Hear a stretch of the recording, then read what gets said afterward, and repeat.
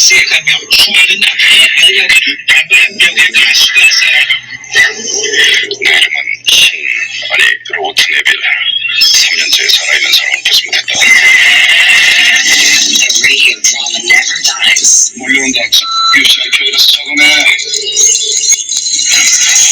경고, 바나나 쿠키가 발사됐습니다. Warning. Shutting.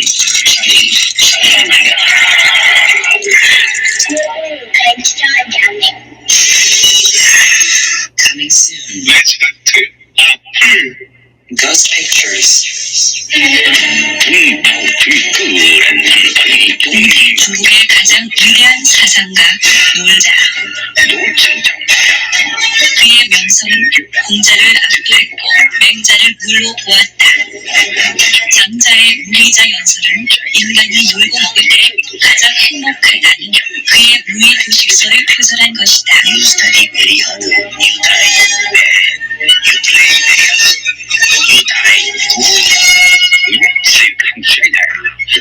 무의자 가라사대 장자가 사상가면 파리가 세다.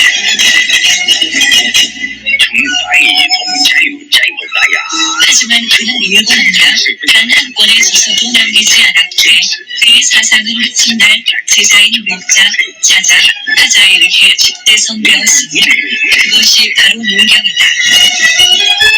놀자의 34대 기승자, 놀교 교주 전하는 주옥 같은 이야기. 놀경.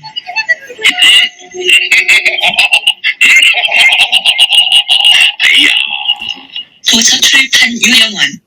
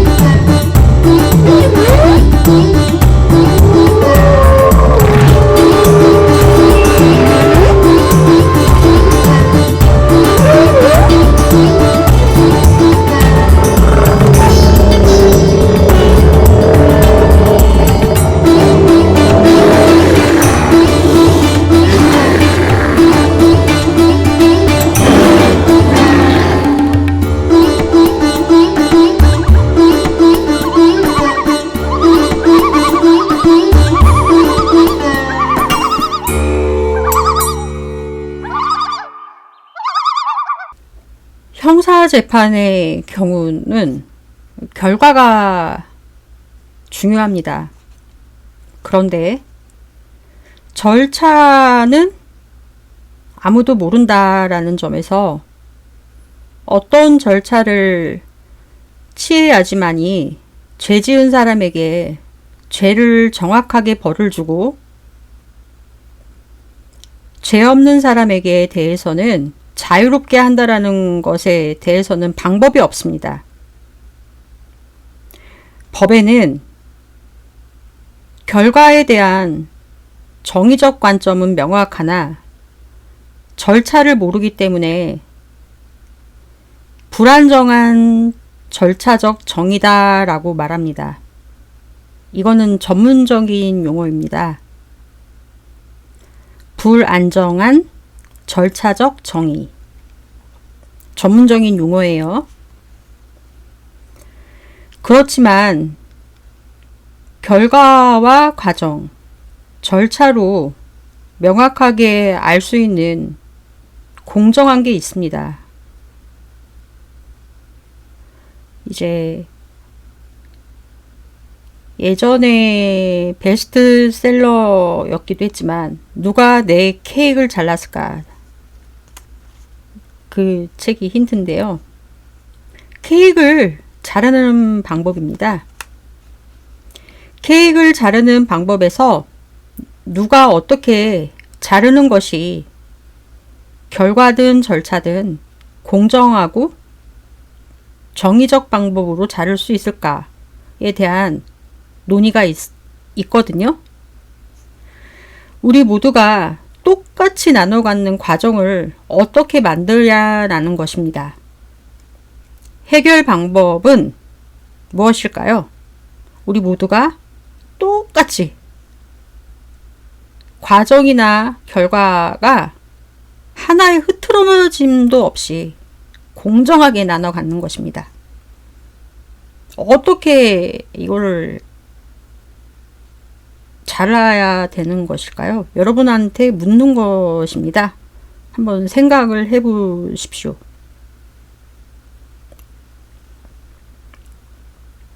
하셨습니까? 해결 방법은 칼을 든 자가 마지막으로 케이크를 가져가게 하는 방법입니다. 이것이 절차에 의한 방법입니다. 칼을 쥔 자가 마지막에 배분을 받게 되므로 최대한 공정하게 자른다라는 것을 의미한다라는 것입니다. 이것은 완전한 절차적 정의라고도 말합니다. 전문적 용어예요. 완전한 절차적 정의, 전문적 용어예요. 그런데 케이크를 나눠 먹는 것과 같은 이제 이러한 상황과 같은 절차적 정의를 적용할 수는 매 순간마다 없다라는 것입니다. 대부분의 경우에는 과정이라는 것입니다. 결과로서 정의를 말하는 것은 이미 우리가 사는 현대사회에서는 거의 없어요. 그러니까 결과를 가지고 정의롭다라고 우리가 사는 지금 현대사회에서는 말하지 않는다라는 것입니다. 왜 그런 말 아시죠? 어디로 가나 서울만 가면 돼.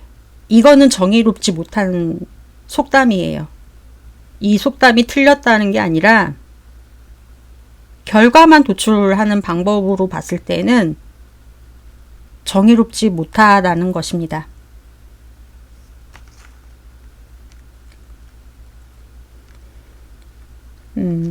하지만 우리가 사는 현대는 과정이 공정하면은 정의롭다라고 말을 하거든요. 과정이.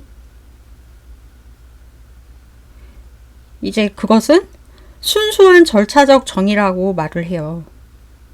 그렇다라고 하면은 어떤 그게 결과가 나왔어요. 나왔는데 그 과정이 공정하면은 결과도 공정하다라고 받아들여져야 한다라는 것이에요. 결과가 공정하면은 과정도 공정하다라는 게 아니라 과정이 공정하면은 결과도 공정하다라고 받아들여진다라는 것인데요. 이것이 현대인의 삶의 기본적 태도라는 것입니다. 여기에는 과정이 공정하다라는 절차가 꼭 따릅니다. 그렇다라고 하면은 예로서 민주당을 예를 들어 보겠습니다. 역사상 현재 낙선하신 분들이 그 전과 동일한 똑같은 공천 절차에서 지난번에는 자신들이 공천을 받았으니까 그 공천 절차가 정의로운 것이고 똑같은 절차인데 이번에는 못 받았어요, 자신이. 그렇기 때문에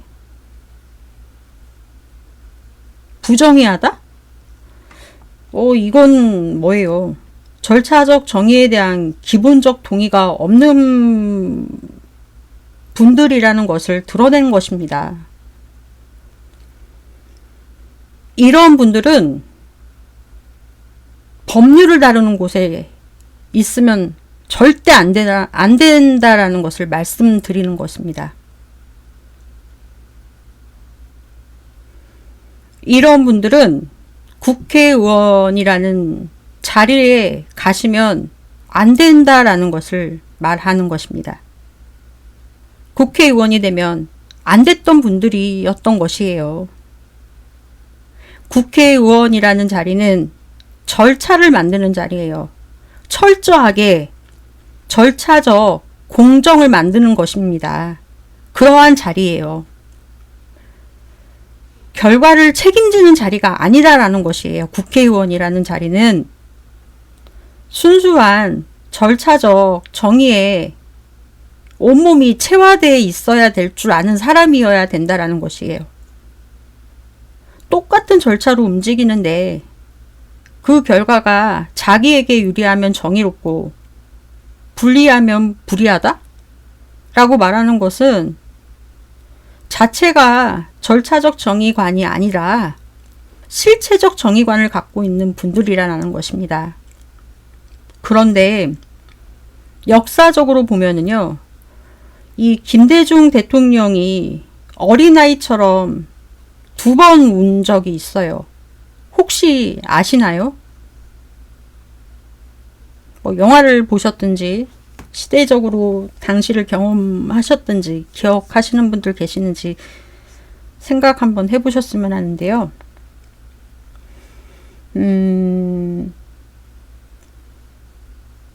노무현 대통령이 돌아가셨을 때 정말 어린아이처럼 한번 우셨어요. 이거는 제가 되게 옆에서 봤어요. 대통령이 우는 걸 본 게 아니라 그 화면을 우시는 장면을 보고서 저희 어머니가 엄청 우시는 걸 봤어요. 엄마 우는 거를 그때 처음 봤어요. 엉엉 꺽꺽 우는 모습을, 엄마의 모습을 처음 봤어요. 또 한 번은 5.18 국립묘지에 갔을 때, 그때죠. 그런데 김대중 대통령 이후에 포스트 김대중을 꿈꾸는 사람들이 있었을 거 아닙니까? 그 중에서 당시에 이제 막 경쟁하는 사람들도 있었을 것이고, 그 중에는 뭐 이제 생사를 걸고 경쟁을 또 했을 것이고, 거기에서 승자가 누구죠? 김대중 대통령을 꿈꿨던 뭐 포스트 김대중. 승자가 누구일까요? 노무현이죠. 그러면 그때 포스트 김대중을 꿈꿨던 사람들은 어떻게 해야 되는 게 맞을까요? 물러나야죠. 아니면 포스트 김대중을 꿈꿨던 사람들이 모여서 노무현과 함께 최선을 다해야죠. 그런데 솔직히 사람이 마음이 그렇게 됩니까? 그렇게 안 되는 사람들은 어떻게 될까요? 마음이 그렇게 안 되고 협조를 안 했어요. 그런 사람들은 어떻게 됐죠? 여러분께 여쭤보는 건데요. 퇴화되는 겁니다. 퇴화되어 왔어요. 지금까지의 역사를 쫙 봐오면 이렇게 그렇게 마음을 다 잡지 못하고 협조하지 않으신 분들은 지금까지 다 퇴화되어 왔어요. 그 마지막이 이낙연 대표죠. 끝까지 포스트 노무현, 포스트 문재인까지 지켜서, 자, 그러면 포스트 노무현, 포스트 문재인까지 이제 꿈꿨단 말이에요. 그 과정에서 많은 사람들이 있겠죠? 승자가 누구죠? 지금? 민주당 내에 승자가 누구라는 겁니다. 이재명 아니에요. 이 시점에서는 이재명 당대표라는 것입니다. 그러면은 이분들은 지금 뭘 해야 될까요? 포스트 문재인을 꿈꾸다 패배한 사람들이 뭘 해야 된다라는 것입니까? 여러분께 여쭤보는 것입니다.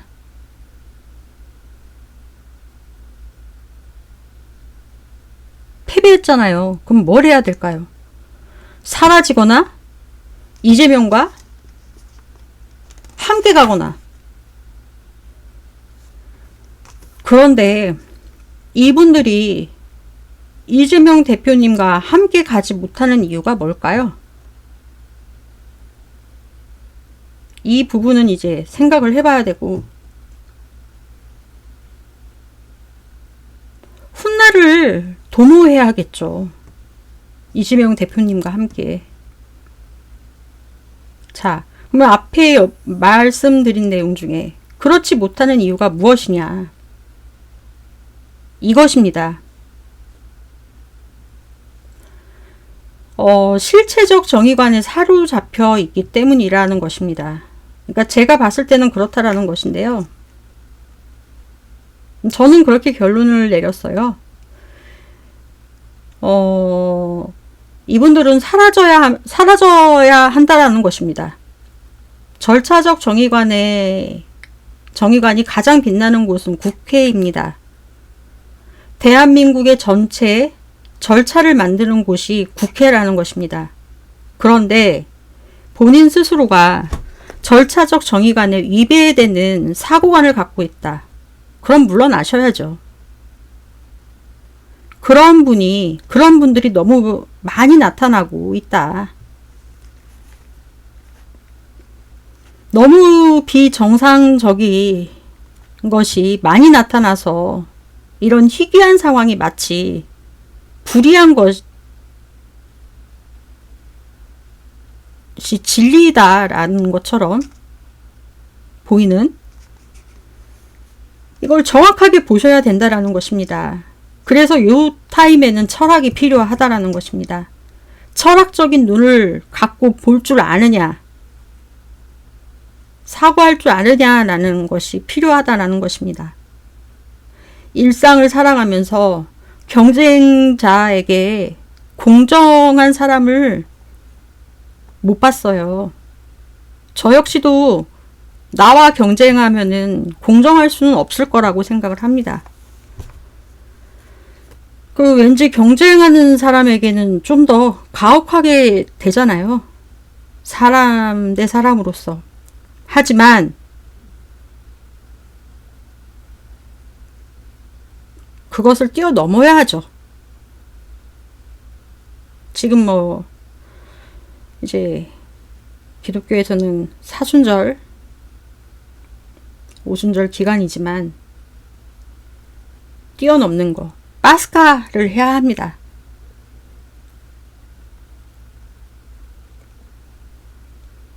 그것을 뛰어넘어야 책임감 있는 자리에 있는 사람이 아닐까라는 생각을 한다라는 것입니다.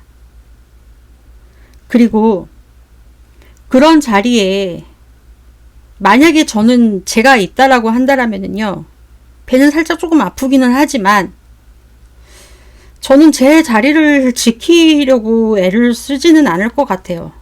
다만 좀 상심은 잠깐 사람이니까 좀 들겠지만은 내 자리를 지키려고 보다는 그렇게 하지 못하도록 만드는 과정이나